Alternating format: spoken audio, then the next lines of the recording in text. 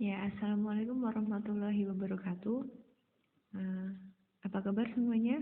Semoga dalam keadaan sehat. Ya, untuk pertemuan kali ini akan saya bahas mengenai wiring diagram sistem penerangan pada kendaraan. Materi sebelumnya sudah saya berikan melalui PowerPoint yang sudah saya share di Google Classroom, dan untuk di video kali ini akan saya bahas khusus mengenai wiringnya, bagaimana cara membaca wiring, kemudian dari mana arah aliran arus itu berasal dan berakhir. Ya, bisa kalian simak di video kali ini. Nah, di gambar pertama di situ ada rangkaian lampu kepala. Di situ sudah ada gambar wiringnya, kemudian simbol-simbolnya sudah pada tahu ya, ada simbol baterai, ini baterai, kemudian fuse, sekring, ini ada relay lampu kepala, relay kombinasi, kemudian ini dia sebagai lampu, indikator lampu jauh, ini ada head upper, head lower, kemudian ini ada tulisannya HI dan LH, itu berarti high. Kemudian LH itu left head, berarti lampu kepala sebelah kiri. Kemudian HIRH, dia berarti high right head, tinggi. Kemudian R right kanan, head kepala, lampu kepala bagian kanan. Nah, yang ini LO LH, LO itu low, LH itu left head, berarti low kiri, lampu kepala bagian kiri, kemudian ini lampu kepala bagian kanan, seperti itu ya. Nah, kemudian di sini ada saklar kombinasi yang dia ada untuk beberapa posisi. Yang atas itu saklar kontrol lampu, yang ini untuk dim. Nah, di sini ada 3 posisi juga, ada off, tail, dan head. Yang saklar dim ada low, high, dan flash. Nanti kita akan tahu untuk apa fungsinya. Nah, sekarang kita akan membahas yang pertama untuk nyala lampu kepala head low. Head low. Bagaimana arah aliran arusnya? Berarti nanti kita akan menyalakan lampu yang ini. Ya. Nah, yang pertama arus mengalir dari baterai seperti biasa, kemudian menuju fuse, sekring, kemudian menuju relay lampu kepala. Nah, di sini mengarah ke mana? Mengarah ke bawah, ke lilitan. Kemudian dia menuju saklar kontrol lampu, dan dia menuju ke saklar yang head, yang ini ya. Yang head, kemudian menuju low, dan dia ke massa. Nah, karena di sini ada sebuah lilitan yang dialiri oleh arus, dia akan menimbulkan medan magnet yang akan menimbulkan, nah, saklar yang ini akan terhubung. Dia terhubung, ini kan masih terbuka, dia akan terhubung, kemudian arusnya akan mengarah ke relay kombinasi. Nah, untuk relay kombinasi, karena ini sudah terhubung ke yang bagian head low, jadi dia akan langsung mengalir ke bagian head low, dan di sini akan menyalakan lampu, kemudian arusnya akan mengalir ke massa. Nah, seperti itu untuk yang head low, sudah paham ya. Kemudian kita lanjut yang head high. Bagaimana untuk yang head high? Berarti nanti kita akan menyalakan yang ini. Akan menyalakan yang head upper. Nah, di sini arus dari baterai mengalir ke fuse, sekring, kemudian ke relay lampu kepala, menuju ini ya, menuju ke lilitan, menuju ke saklar head low, kemudian ke massa.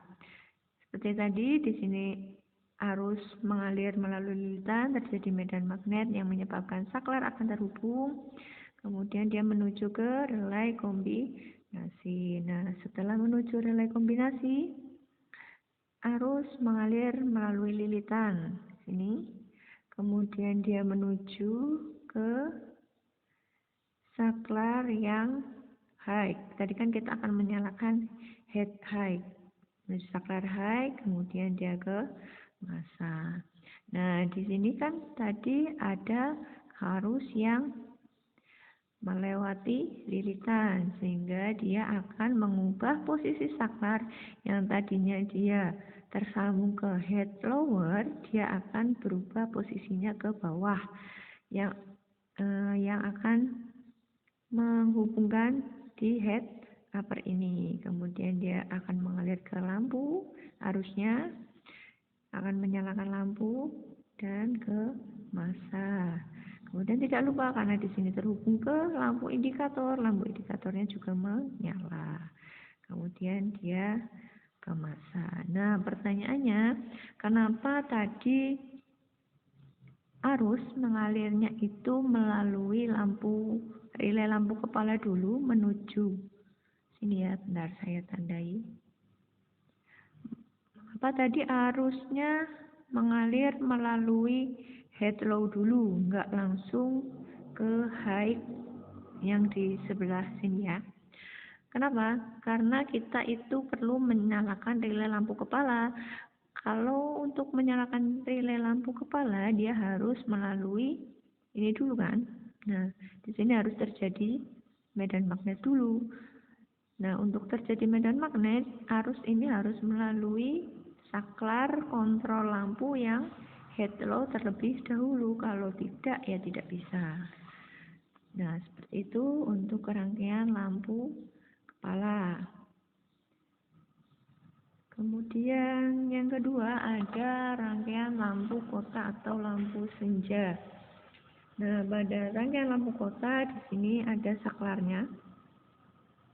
Nah, saklar kontrol lampunya ada 3 posisi ya, off, tail, dan head. Off itu untuk mati, head itu kepala, tail itu ekor. Nah, untuk lampu kota, pertama-tama saklar kontrol lampu diposisikan dia di tail, sehingga arus dari baterai mengalir ke fuse sekring, kemudian ke relay lampu belakang, dia menuju tail, dan akhirnya ke massa. Ya, di sini terjadi medan magnet sehingga menghubungkan saklar relay lampu belakang. Nah, kemudian menjadikan arus dari relay mengalir ke lampu senja depan dan lampu senja belakang. Nah, karena ini satu rangkaian, jadi langsung menyalakan dua-duanya dalam posisi yang tail. Ya, gampang ya untuk rangkaian lampu senja, lampu kota. Kemudian selanjutnya ada rangkaian lampu rem. Nah, untuk rangkaian lampu rem di sini kita ada 2 pengaturan. Yang pertama menggunakan pedal, yang kedua menggunakan saklar rem tangan. Kan kalau di mobil ada 2 ya. Ya, untuk yang pertama kita akan bahas yang saklar pedal rem dulu. Yang saklar pedal rem. Nah, ketika pedal rem diinjak, ini diinjak ya, diinjak kan ke sana arahnya. Arus dari baterai menuju fuse sekring, kemudian menuju saklar pedal rem. Nah, karena ini terhubung, jadi arusnya bisa terus melalui rangkaian sini. Kemudian mengaktifkan lampu rem kanan dan lampu rem kiri. Nah, ketika pedal rem tidak diinjak atau dilepas kan mengarahnya ke sana. Ini akan tidak terhubung. Jadinya arusnya tidak akan terhubung ke lampu. Seperti itu untuk yang pedal rem. Kemudian Bagaimana untuk yang rem tangan? Yang rem tangan sama saja. Kalau rem tangannya ditarik, kan kalau rem tangan modelnya ditarik berarti arahnya ke sana ya. Nah, arus dari baterai, kemudian fuse, tapi dia melalui kunci kontak dulu. Kalau tadi yang pedal rem dia tidak melalui kunci kontak. Ini melalui kunci kontak, kemudian mengaktifkan lampu rem dashboard. Nah, ketika saklar rem tangan diturunkan, arus yang mengalir juga akan terputus, jadi lampunya tidak akan menyala. Begitu, gampang ya untuk rangkaian lampu rem. Jadi kalau saklarnya masing-masing itu dilepaskan, jadi arusnya juga ikut terlepas. Nah, kemudian untuk ini judulnya kerja lampu tanda belok, tapi sebenarnya dia lampu dim atau dimmer. Di situ sudah ada arah aliran arusnya, jadi tidak perlu saya jelaskan ya. Ya, bisa diperhatikan sendiri arusnya melalui apa, lewat mana, kemudian apa saja yang akan menyala lampunya. Kalau dim itu kan lampunya nyala semua ya. Nah, kemudian di sini kita mengenal yang namanya flasher. Kalau di PowerPoint itu juga sudah saya sebutkan ada flasher. Di sini ada keterangannya, flasher bekerja memutus dan menghubungkan arus ke lampu secara periodik. Kalau nama gampangnya itu berkedip gitu ya. Kan kalau lampu dim kita butuh adanya sebuah kedipan. Nah, bagaimana flasher itu bekerja? Nah, flasher itu sebenarnya ada beberapa jenis. Yang pertama ada yang jenisnya dia cuma punya 2 kaki, seperti ini namanya 2 kaki ya. Dia ada yang disimbolkan sebagai B dan L. Yang B dia dapat arus dari baterai, dan yang L dia menuju ke beban dan ke massa. Beban itu lampu ya, contohnya lampu. Atau yang lainnya bisa aja resistor. Pokoknya yang terhubung ke beban kemudian ke massa. Tapi ada juga flasher yang mempunyai 3 kaki. Jadi seperti ini misalnya. Saya gambarkan 3. Nah, yang 3 itu mengarah kemana aja? Yang pertama dia ada sama ke B. B itu berarti dia mendapat arus dari baterai. Kemudian yang kedua dia ke L. L dia mendapat beban. Dan yang ketiga dia G atau simbol apapun yang menyebutkan bahwa dia akan terhubung ke massa. Jadi kalau kaki 3, kalau 3 kaki ya, ada 3 kaki pada flasher, yang satu itu menuju beban, yang satu menuju ke massa. Tapi kalau dia 2 kaki, ke beban dan ke massanya itu menjadi 1. Gitu ya. Kemudian akan saya lanjutkan. Nah, ini baru yang kerja lampu tanda belok. Ya, bisa diperhatikan sendiri. Ini untuk lampu tanda belok ke kanan. Ya, bisa dipelajari ya. Gampang ini. Kemudian ini untuk lampu tanda belok ke kiri. Nah, ya bisa dilihat sudah ada arah aliran arusnya. Nah, tadi saya jelaskan mengenai flasher ya, sedikit ya. Gimana caranya flasher bekerja kok bisa berkedip?